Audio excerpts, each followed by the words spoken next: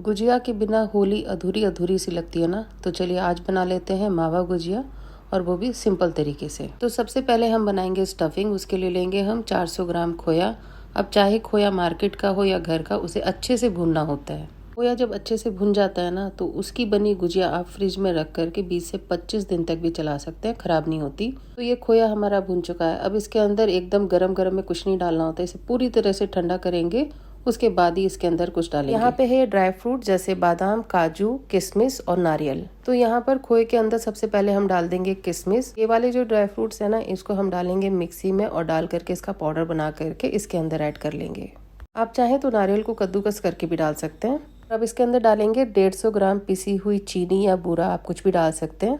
आधा चम्मच इलायची का पाउडर। सारी चीज़ों को खोए के साथ अच्छे से मिक्स करना है। तो हमारे यहाँ पर तो इसको एक दिन पहले बना करके फ्रिज में रख देते हैं, जिससे कि चीनी अच्छे से मिक्स हो जाती है।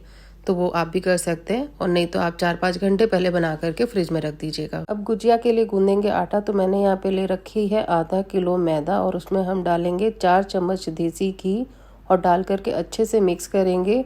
और उसके बाद आपको मुट्ठी में इस तरह से बंद करके देखना है। जब आप हाथ में लेंगे ना, तो इस तरह से बिखर जाना चाहिए, यानी कि बॉल एकदम से परफेक्ट नहीं बननी चाहिए। अगर बन गई तो इसका मतलब आपने घी ज़्यादा डाल दिया है। अब थोड़ा थोड़ा करके पानी डालेंगे और इसका सॉफ्ट डो बना लेंगे। कोई भी चीज़ स्टफ करते हैं ना, तो उसके लिए आटा हमेशा नरम ही गूंदना चाहिए। इसे 10 से 15 मिनट के लिए आप छोड़ दीजिए, और उसके बाद जब आपको गुजिया बनानी है, उससे पहले आपको दोबारा से आटे को अच्छे से गूंदना है, और उसके बाद इसकी छोटी छोटी लोइयां बना करके रख लेंगे। आटा ड्राई ना हो, इसके लिए आप आटे को ढक करके रखिएगा। तो यहाँ पे जो आप पूड़ी बेलेंगे, वो बहुत ज़्यादा मोटी मत बेलिएगा और बहुत ज़्यादा पतली भी मत बेलिएगा। तो यहाँ पर आपको कुछ इस तरह से रखना है। उसके बाद आपको यहाँ पर एक चीज़ का ध्यान रखना है, जो सांचा आप इस्तेमाल कर रहे हैं उससे बड़ी पूड़ी आपको बेलनी है। तो आपको सांचे के ऊपर इस तरह से पूड़ी रखनी है। बीच में आपको स्टफिंग भरनी है। स्टफिंग बहुत ज़्यादा या बहुत ज़्यादा कम मत भरिएगा, और किनारे से अगर है तो आप उसे अंदर करके अच्छे से आपको सांचे को दबा देना है, और एक्स्ट्रा आटा जो है इसे आप निकाल दीजिएगा।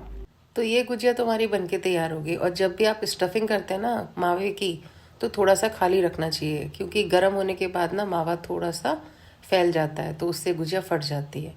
और अगर आपके पास सांचा ना हो, तो बिना सांचे के भी आप इस तरह से बना सकते हैं। बस करना कुछ नहीं होता आपको। आप चाहें तो कांटे वाली चम्मच होती है, उससे आप दबा सकते हैं, और या फिर आप इस तरह से दबाइए मोड़िए, दबाइए मोड़िए। तो इस तरह से आप अगर प्रैक्टिस करेंगे धीरे धीरे, तो फिर ये भी हो जाएगा। अगर ये नहीं कर पा रहे हैं, कांटे वाली चम्मच से भी आप इसे सील कर सकते हैं। और अगर आपके पास सांचा है तो उससे बनाना बहुत आसान होता है और जल्दी बन भी जाती है।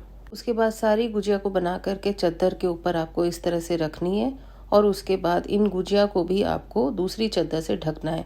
कभी भी गुजिया को खोल करके नहीं रखा जाता।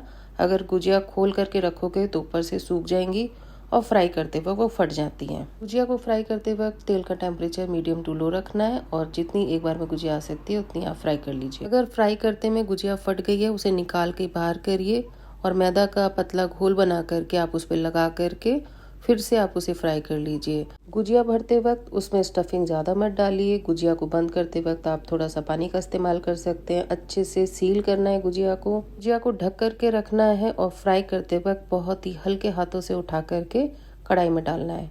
बस इस चीज़ों का ध्यान रखिए। टेम्परेचर पे ठंडा करिए, कंटेनर में रखिए, और उसके बाद आप इसे फ्रिज में रख करके 20 से 25 दिन तक आराम से खा सकते हैं। तो बनाइए, खाइए, एंजॉय कीजिए। मिलते हैं आपसे अगले वीडियो में।